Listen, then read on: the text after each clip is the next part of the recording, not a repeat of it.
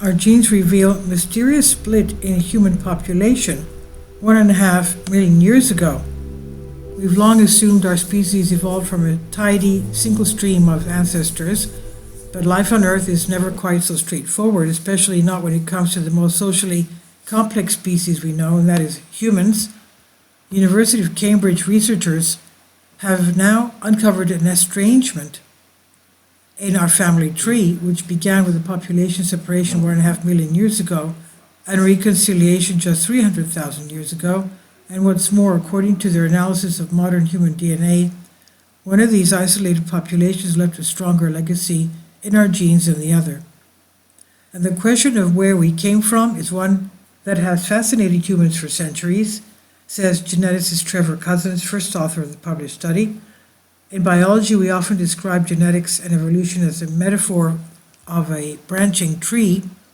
Each species' lineage begins in a trunk at the base that represents a common ancestor shared by all species at the crown.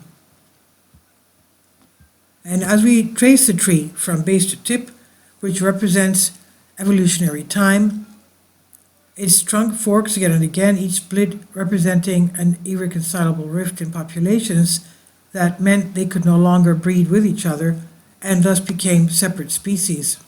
And what an evolutionary tree does not capture is the on-again, off-again nature of interspecies dynamics, the many near misses where one breeding group diverges into two and then blends again back to one.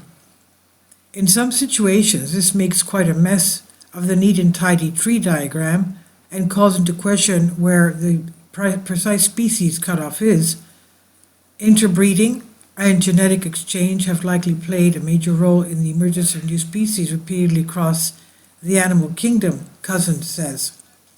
Cousins and his co-authors, Cambridge geneticist Al-Lyn Scally and Richard Durbin, had a hunch this kind of family drama would apply to our own species, Homo sapiens, which is technically more like a subspecies, except that there are not any other groups left. Aside from humanity's general penchant for love and war, there's some proof we spliced branches with the Denisovans and with a fair bait of Neanderthal DNA in our gene pool to this day. We know species lines must have blurred there as well.